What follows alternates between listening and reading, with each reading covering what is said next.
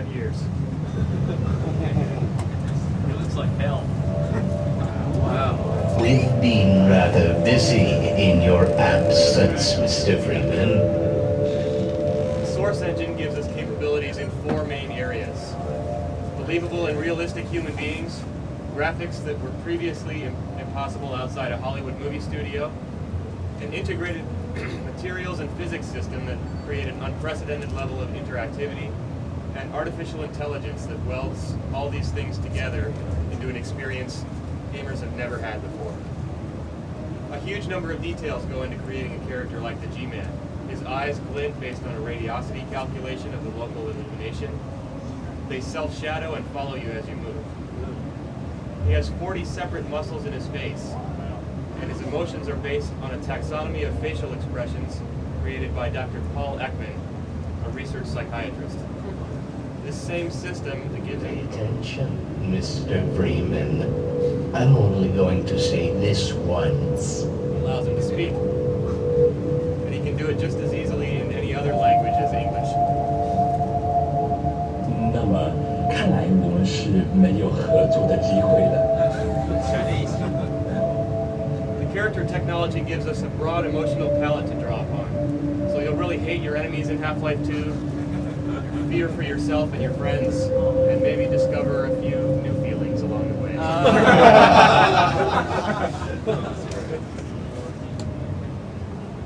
So with characters who react emotionally and are so expressive, we need a world that's similarly flexible and interactive.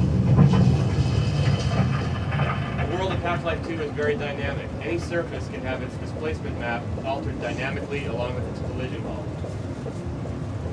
The world is also built out of materials.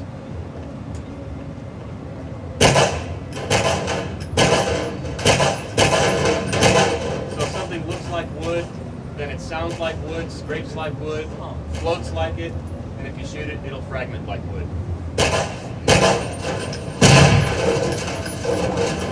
Materials in the physics system interact with each other, so a set of steel drums floating will behave exactly how you expect.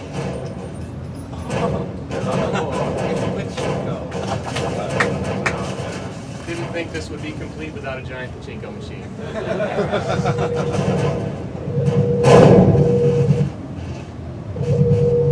You can have constraint-based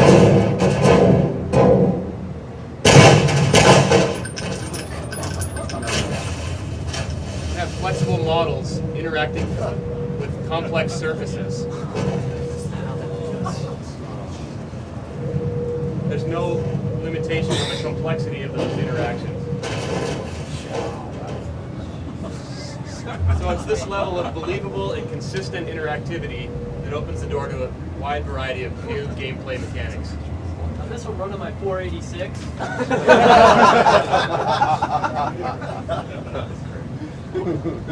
No comment. The graphics of the Source Engine are based around shaders, the same approach used to render movies like Toy Story and Monsters, Inc. The walls here are actually bump map subdivision surfaces.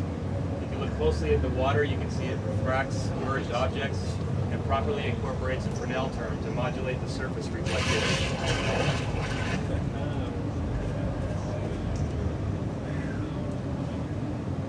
Here you get a sense of the wide variety of visual effects that are possible with these sorts.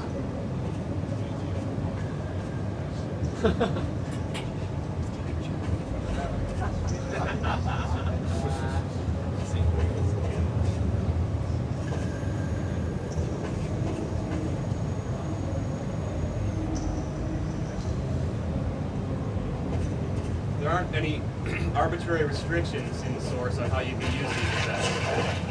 For example, you can take one of them and apply them to a human character, effectively building them out of water.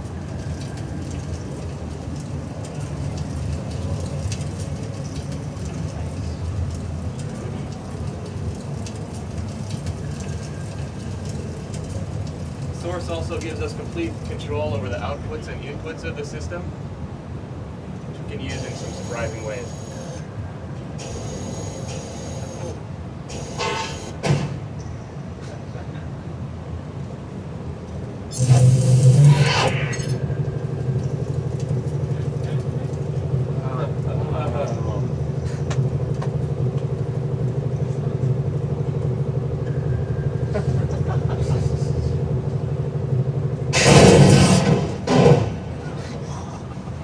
been our technology overview of the Source engine. Now let's look at Half-Life 2, the game.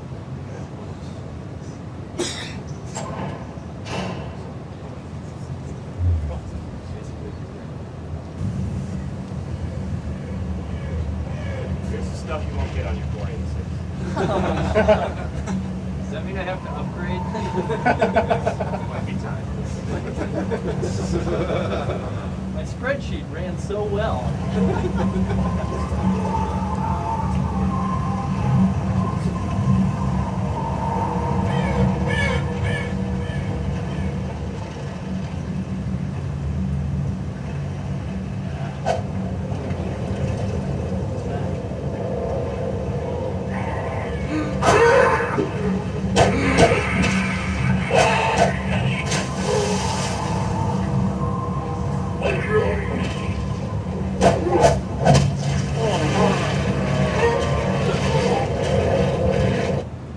Next segment will introduce you to Alex, one of your friends in Half-Life 2, and reintroduce Dr. Kleiner, one of the scientists from Black Mesa.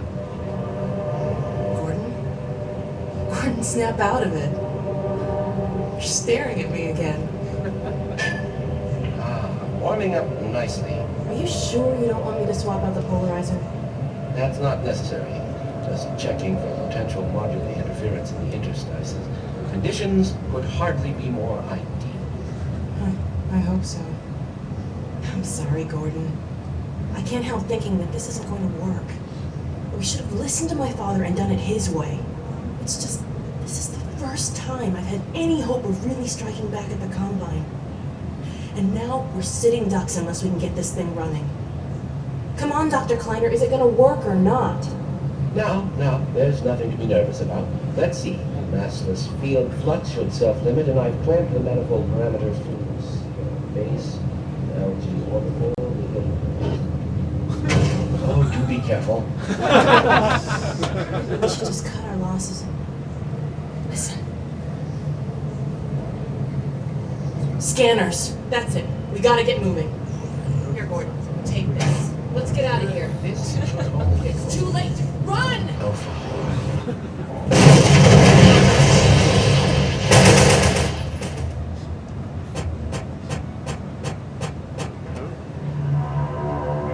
Here we're in an old part of town outside City 17, one of the main locations in Half-Life 2.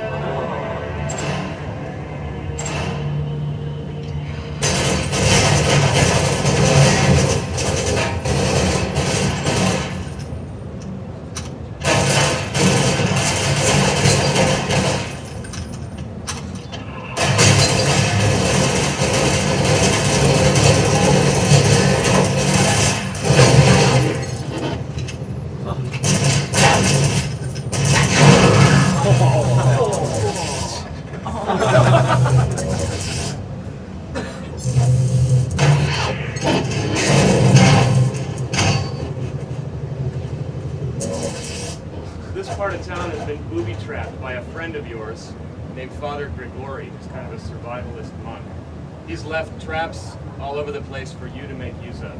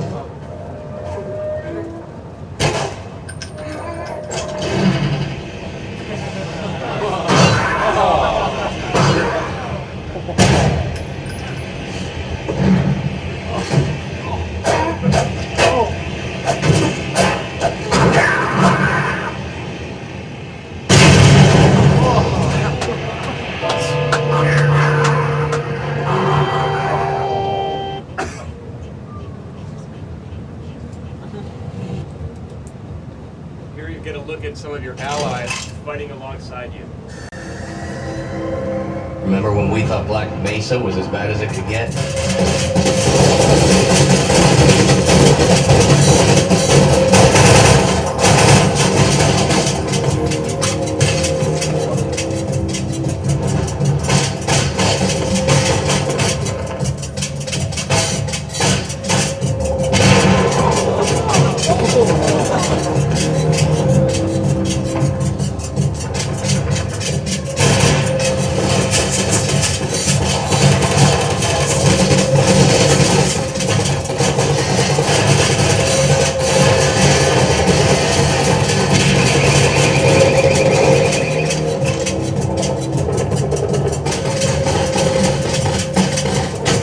Cover me, Gordon. I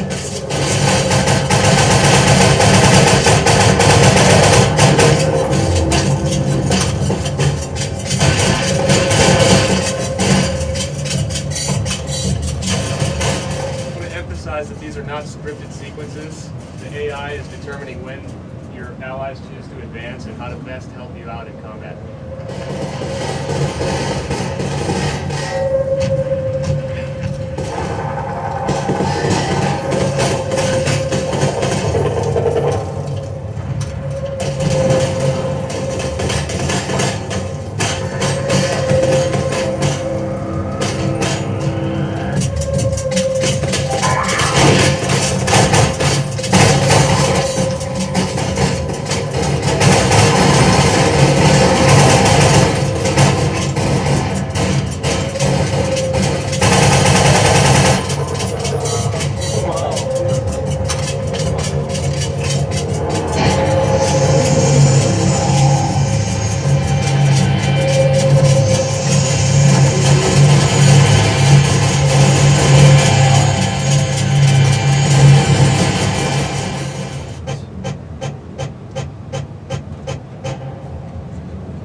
Allies in the game won't always be human.